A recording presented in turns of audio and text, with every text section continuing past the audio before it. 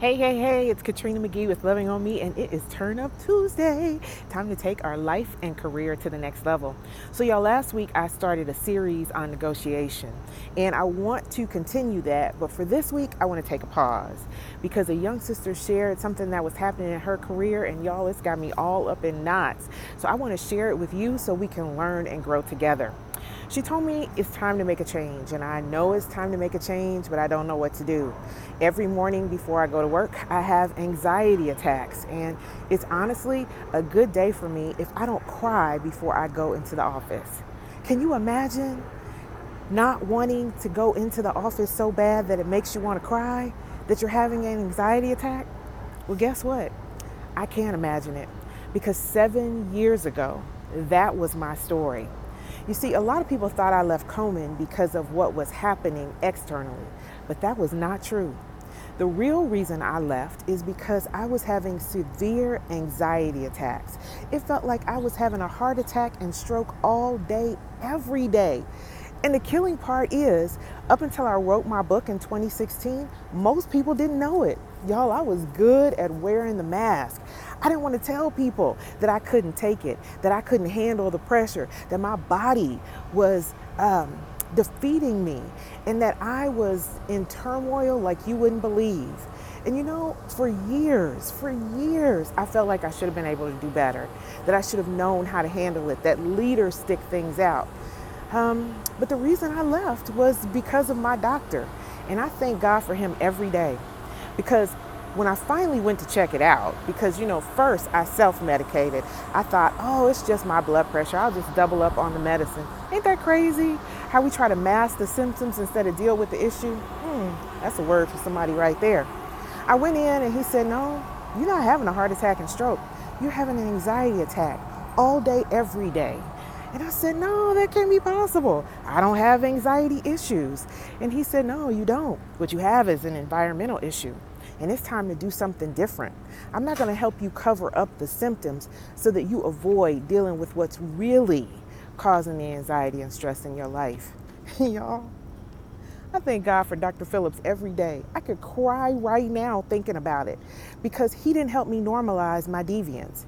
He said, no, we're not going to medicate it. You're going to have to make a choice to change your life. And boo, that's what I'm suggesting for you too. Whatever it is in your life that's causing you anxiety and stress, it's time to set a new direction. If something is making you sick or questioning your sanity, that is not the space for you. If you're bored out of your mind and discontent, it is a waste of your brilliance. But now, if you want to be better, you have to make some different choices. So today I'm gonna give you three things you can do right now that will make a difference. Because guess what? This does not have to be your life. 7 years later, I am surviving and thriving. I do not have anxiety attacks anymore. I don't feel on the edge. I'm not overwhelmed. And guess what? I'm not feeling guilty about it anymore. I made the right decision that was in my own best interest. You, boo, have to do that too. But first, you have to know this. You are worthy of your own love and respect. You are so worthy. You are so worthy. You are so worthy. Oh my gosh. The reason I started Loving on Me was because I met so many sisters that didn't understand that self-care was a 365-day-a-year job. It is your most important job. And yet so often we live lives that we wouldn't let any of our friends live. So sis, if there are things in your life, relationships, career, whatever it is that you wouldn't let your best friend do, you need a change too. But you got to know that you are worthy. Oh my gosh, if you don't hear anything else I say, know that you are worthy of the same love and respect that you give to everybody else. But now let's be clear about what self-care is, because some of us have made it a mani-pedi or a trip to the spa. We treat ourselves like puppies. We perform and we get a treat. No, you're a grown woman. Self-care means giving yourself body, soul, and spirit what is best for you. Self-care means making the hard choices that will change your life. It means understanding what your priorities are and knowing your no, so that you can only respond to the things that are your yes, that are the things that are in the best interest of your life. Know that you are worthy of your own love and respect. And number two, Get out of your head without adult supervision. Listen, so often in life, we normalize our deviance. We work 80 hours a week and everybody else is doing it. It feels normal. We normalize our deviance because we take sleeping pills to go to sleep at night and then caffeine to wake up in the morning. We normalize working outside of our natural schedule.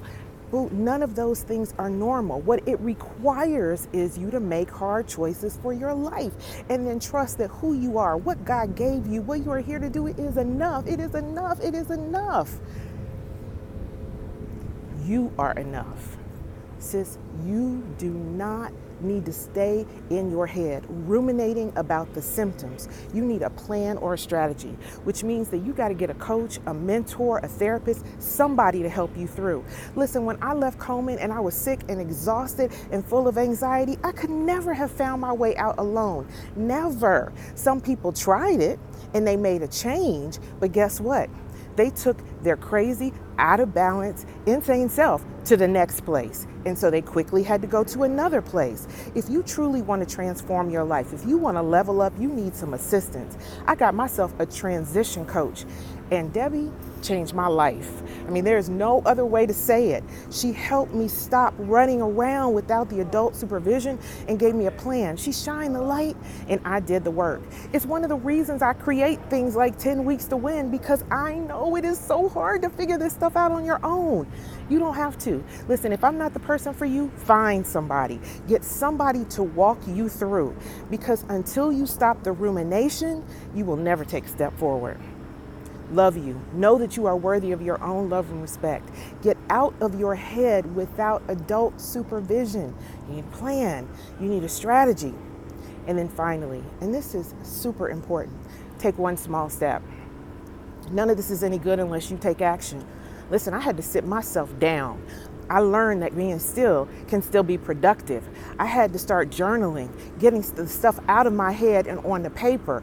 I had to figure out my story, so I wasn't just rambling through what had happened to me, scared to say the wrong thing, unable to say I was having anxiety attacks, afraid to tell people the truth. You need that same kind of freedom. Take a small step, do some research, find a coach, sign up for a program, be still. Whatever the Spirit is telling you, go get you some of that. Listen, none of us need to stay in a space where we are sick, feel like we're crazy, we're overwhelmed, we're bored out of our mind, we're so discontent we become negative. That is not what you were created for. Sis, go get your vibrant, abundant life. Find the life that is rich and rewarding for you. Go from mess to message like I did, so you could be a blessing to yourself and somebody else. Listen, I believe in you. I understand you because I've been in your space. Stick with it. Believe in you. Don't quit, and get the help you need. I'm loving on me as I love you. Peace and blessings. Bye-bye.